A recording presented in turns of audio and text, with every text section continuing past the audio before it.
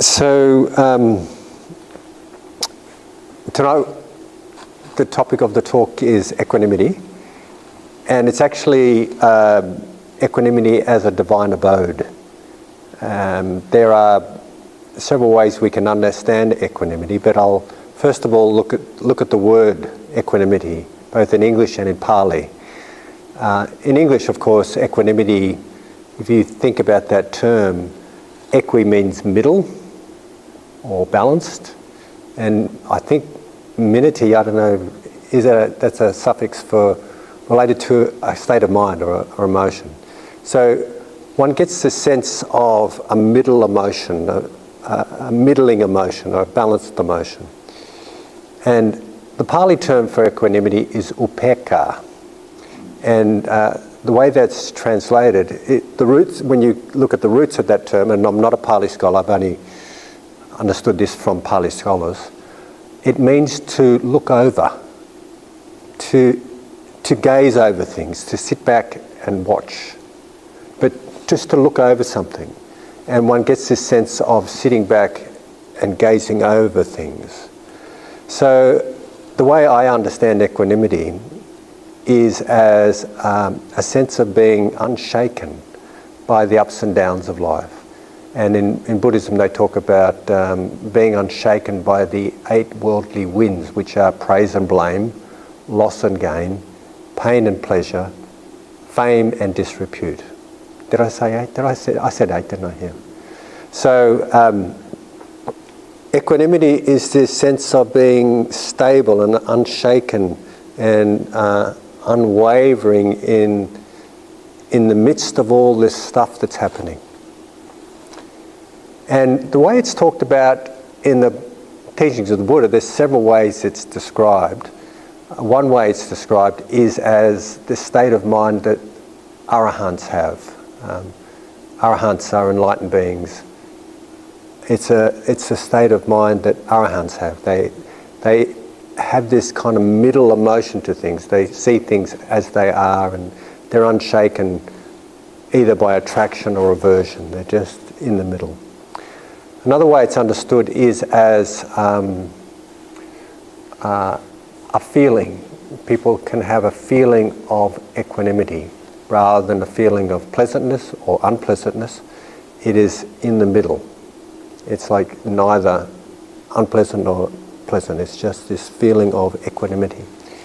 Another way it's described is as indicated as progress in meditation. When we have progress in meditation, we have this sense of equanimity. We're unshaken by things. We sort of see things as they are. It is the 7th factor on the 7 factors of awakening. The factors of awakening, I've given a talk about a little bit about the factors of awakening here, I think. Basically, they are mindfulness, investigations of phenomena, energy or effort, then joy or rapture, tranquility, concentration, and then equanimity. And these 7 factors of awakening, they're sequential.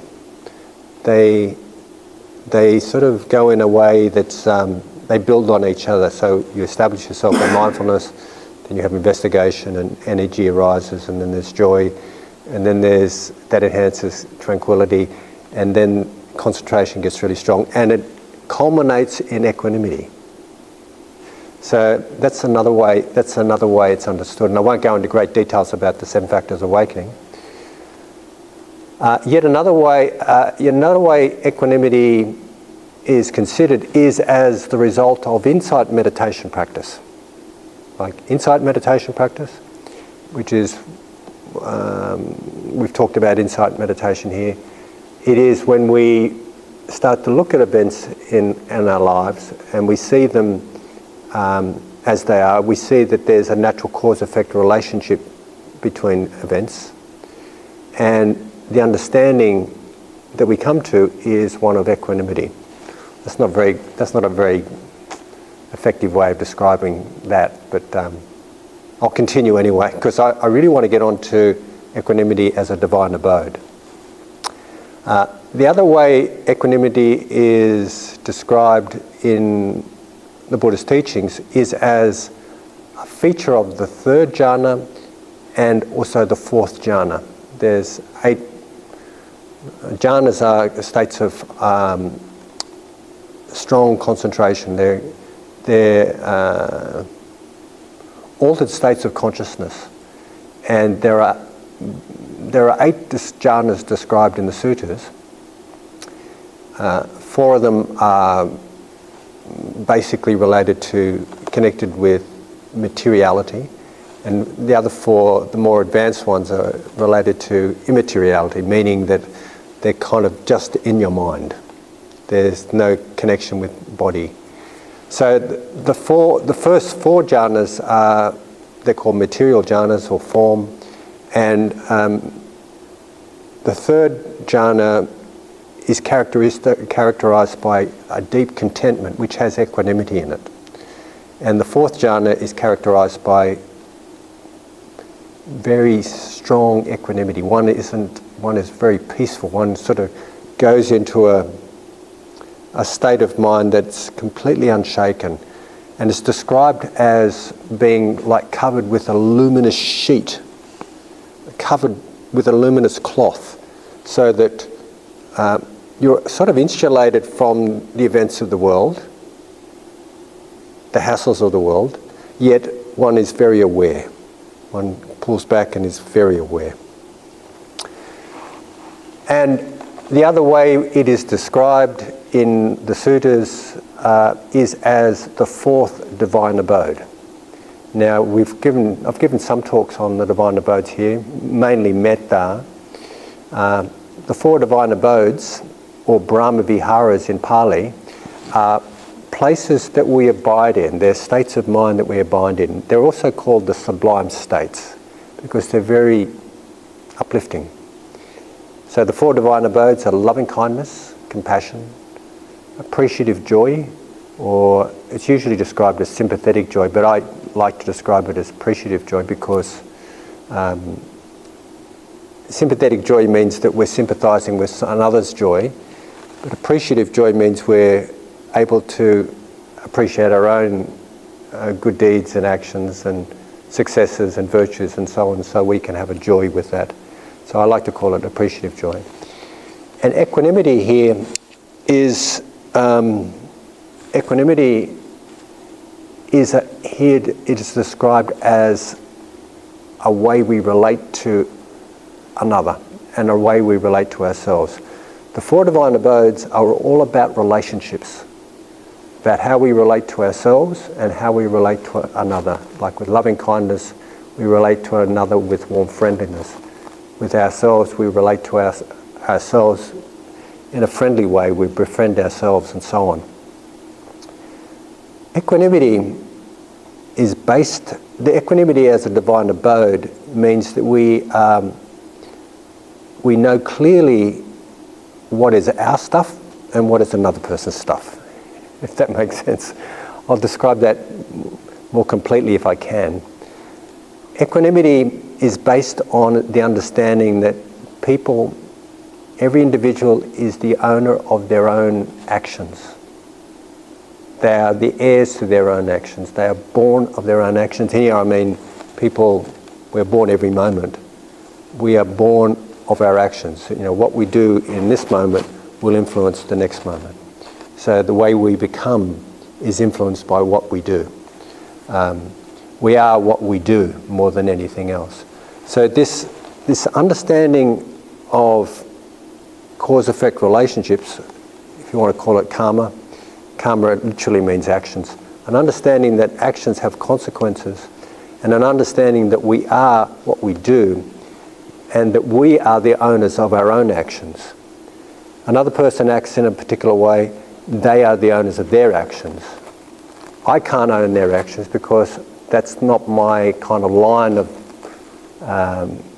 cause-effect relationships. I am what I am and you are what you are. So equanimity is this understanding of karma, basically. So in relationships, how does this work? Well, if someone's really pissed off at you, That's their pissed offness, if that makes sense. If someone insults you, or someone says nasty things about you, or someone creates a story about you, that's their story, that's their creation. You don't have to own that because it's not what you've done. We are the owners of our own stuff. So it's very important to, I think in successful relationships, equanimity is of utmost importance. Loving kindness, compassion and joy, appreciative joy are also important. However, they can become imbalanced, they can become distorted, they can become they can turn into near enemies of themselves. Equanimity is also has a near enemy. The near enemy of equanimity is a kind of a detached impartiality, a detached, aloof, not caring. The far enemy of equanimity is being overreactive to everything, is taking everything personally, being responsible for other people's feelings and so on.